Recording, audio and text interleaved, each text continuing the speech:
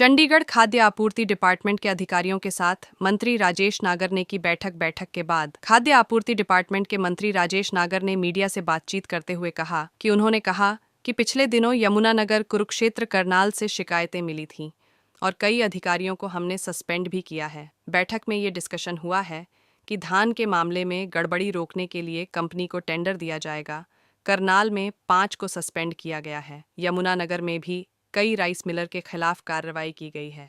जांच में जो और भी कार्रवाई मिलेगी उसके अनुसार कार्रवाई की जाएगी। आज हमारे डिपार्टमेंट के अधिकारियों के साथ एक बैठक हुई है। उसमें हमारे एसीएस डायरेक्टर और सभी अधिकारी थे और उसमें जो अभी एक दो जगह हमारी जो छापामारी हुई है, चाहे यमुनानगर की बात करें, करनाल की बात करें और कुरुक्षेत्र की बात करें, उसमें जो कुछ लोगों को हमने ऑफिसर्स को भी सस्पेंड किया है और उसमें जो कमियां पाई गई हैं उसके लिए एक टेक्निकल और एक एजेंसीज को हायर करेंगे जिससे एआई की तो उससे हम जो ये चोरियां हो रही हैं या गड़बड़ हो रही है उसको हम रोक सकें। उसके बारे में हमारी एक टेंडर के लिए बात हुई कि किसी एजेंसी को हायर करके इस तरह का एक टेंडर किया जाए जिससे ये जो गड़बड़ हो रही है या जो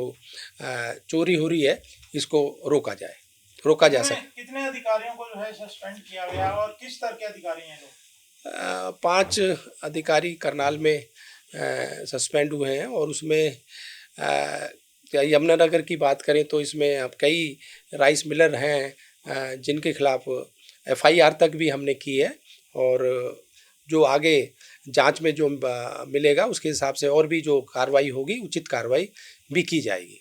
एक ये बड़ा मामला सामने है जिस पर विपक्ष लगातार आरोप लगा रहा है कि ये धान खरीद में बड़ा घोटाला हुआ है।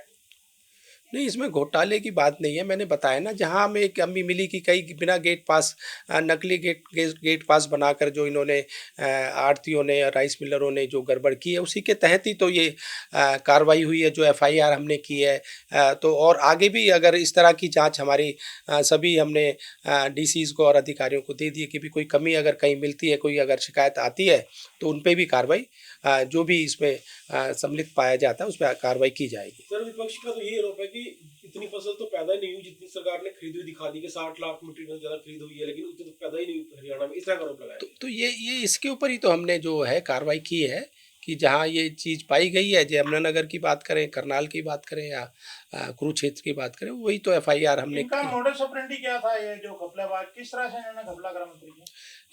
गलत तरीके से ये जो मेरा फसल मेरा ब्यौरा पे दिखाकर कि अपनी फसल है मेरी और उसके बाद गेट पास गलत तरीके से बनाकर इन्होंने जो किया है उसी वजह से ये हुआ। दूसरे राज्यों से जो धान लाके यहाँ बेच दिया गया, मतलब कई ऐसे केस भी मिले हैं कि दूसरे उससे स्टेट से वो लाकर धान यहाँ पर दिया है, तो वही कार्रवाई उनके ऊपर की गई है।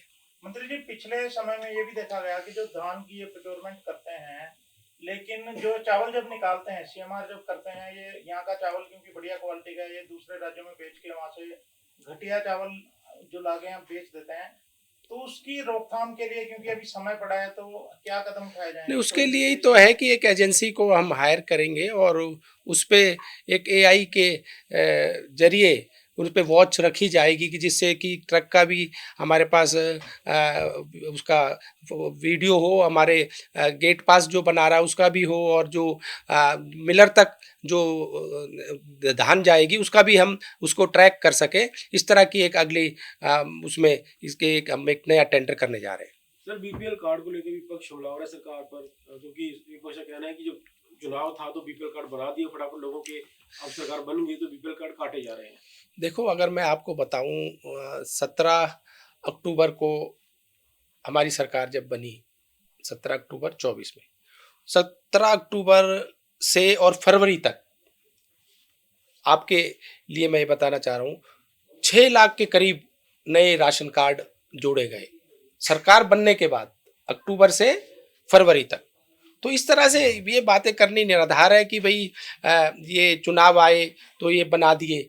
हमने तो इलेक्शन जब जीती हमारी सरकार आई, उसके बाद भी 6 लाख के करीब कार्ड और बने। फिर विपक्ष के लोगों ने कहा कि भी ये गलत तरीके से बन गए, इतने लोगों के कार्ड कैसे बन गए, इतने बीपीएल का कैसे आ गए। तो उन्होंने कहा इनकी जांच की जाए, तो हमने जांच कराई। अब उसमें जांच में जो भी पाया गया कि चाहे जो जिन्होंने 1,80,000 से जिनकी इनकम ज़्यादा थी तो उनके कार्ड कटे भी। कई लोगों ने अपने आप भी जो हमने एक निकाला था कि भाई अगर कोई अपनी स्वच्छता से अपने खुद चाहता है कि भाई मैं ये अपने कार्ड को सरेंडर करना चाहता हूँ, ऐसे भी बहुत से लोग इसमें आए। इसमें क्राइटेरिया के हिसाब से जैसे 4 व्हीलर जिसके पास है, बिजली का बिल जिसका ज़्यादा आ रहा है, तो वो उस तरह की इनकम टैक्स कोई अगर दे रहा है तो उसकी आय 1,80,000 से ज़्यादा होएगी। तो इसीलिए ये कार्ड जो है कम हुए। तो मंत्री जी कितने ऐसे कार्ड जो हैं कटे? ये कोई कटे नहीं है, ये तो जांच में जो जांच में जो पाए गए, जो गड़बड़ पाई गई जिन कार्डों में, कितने हैं, वो संख्या कितनी है? अभी 41 लाख के करीब ये कार्ड अभी हैं कार्ड होल्डर।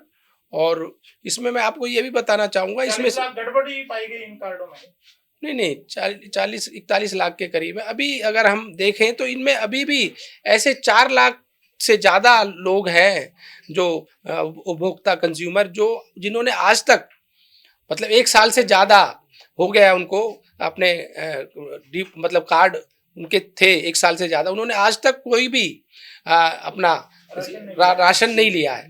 तो इससे पता लगता है कि ये 4 लाख लोग भी मतलब वो पात्र नहीं है जो राशन या उसका लाभ नहीं ले रहे हैं।